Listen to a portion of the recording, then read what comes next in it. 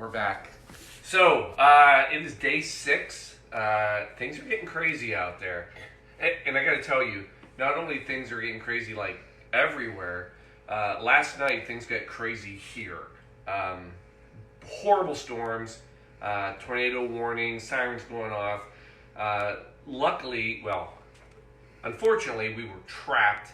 Actually had to come downstairs. Actually had to use the bomb shelter. All the animals, cats, dogs were all in there. That's the bad news. Good news, we were in there. So actually there was a critical moment where we panicked because I didn't have any ice. So we would have gotten through. Don't worry about us. We're safe. But anyway, it made us think it was a very dark and stormy night indeed. So tonight, join me. Day 6 quarantine cocktail show. We're doing a quarantine dark and stormy. So, into the bomb shelter we go. Again, absolutely one of my favorite tropical drinks. A lot of people don't realize the dark and stormy is a tropical drink. Home, birthplace, Bermuda. Haven't actually been in Bermuda. It's everywhere in the Caribbean though. Everybody owns this drink. So we're going to show you how to make it the quarantine way. Got it? Don't worry, not dropping any fruits like I did last night on this one. So, very simple drink to make. You only need 3 things. First of all, you have to have dark rum. Now, let me start telling the story and history in case anybody cares. If you're sitting there, Paul, just make the damn drink. We just want to drink. Let's get educated, all right? So, originally, the dark and stormy came out of 2 things. One, dark rum. Back in the olden days, 1800s, Navy paid their folks in rations of rum. If you go to Bermuda and you order a dark and stormy, there is only one way they will make it, and that is with Gosling's dark rum. Gosling's actually believes they own the recipe. Needless to say, we're making our own way. And I'm going to welcome tonight's proud beverage of choice, the Kraken Dark Rum. Delicious stuff. If you've not had it, I suggest to buy. So, that's what we start with. 2 to 3 recipe tonight, using the small side. So, 2 of your dark rum goes over some nice glass. Now, I don't want anybody yelling at me. I know this is supposed to be a highball glass, and I am using pint glasses. Guess what? I don't have highball glasses. I'm not that sophisticated. I have pint glasses, and I figure eventually we're putting some beer in it. Anything that has the word beer in it can go in the pint glass. So, suck it. All right. So, dark rum, 2 in each one.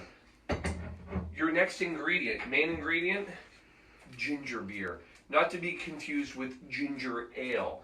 What's the difference, Paul? Well, let me tell you what the difference is, my friend. Ginger ale is a soda, and it's flavored like ginger. Ginger beer is actually fermented beverage made out of ginger. Needless to say, it's not actually beer. Now, the story behind ginger beer, well, glad you asked. Paul, just make the damn drink. Let me just tell you a little bit about the ginger beer side of this whole story. Ginger beer actually was also, this is an English made beverage back, I don't know, 1700s. Somebody can look it up. I don't know. But it was made actually in the Britain Navy actually liked to make this because it was thought, because of ginger, healing properties, it helped with seasickness. So on Bermuda, they kind of got trapped. They were making some dark rum. On the other side of the island, they were making ginger beer. Somebody thought, we ought to put these things together. And when they did, which I'm going to do, 3 parts of your ginger beer, by the way. When they did, somebody, so rumor says, made the comment, that looks like the darkest, stormiest night that anybody would ever go sailing in. Hence, the dark and stormy. Oh my God. The knowledge that we're putting out there. I'm going to admit, I might have had 2 or 3 cocktails already today. It is Friday.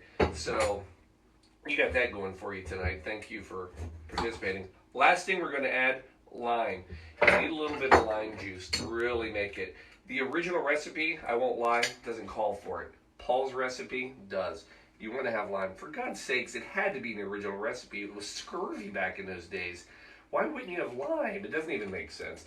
I don't even believe the stories. It had to be in it. So, last thing, squeeze a lime. That's really going to make it. Then, obviously, we got to garnish this bad boy. 2 limes. Want to make sure it sticks on last. Now, okay, why not? Let's go ahead and reach for our emergency. I mean, if we can prevent scurvy, why can't we prevent coronavirus too? So I suggest that you take your emergency, which I'm sure by this point everybody listening has a well-stocked supply of emergency. You know, it's going to be funny when this is all over. If I'm the only one who doesn't ever get coronavirus, there's going to be stories written about this.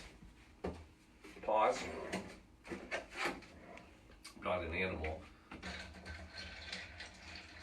Give your drink a stir.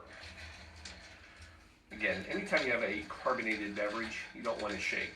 You want to stir. Stirred. Now, let's get those limes on there. Boom. Get another one on there. Boom. Dark and Stormies. Folks, it's Friday night. I hope you enjoy. Sit back. Enjoy your quarantine, dark and stormy night. I know we are. God bless to everyone. Love you all. Enjoy.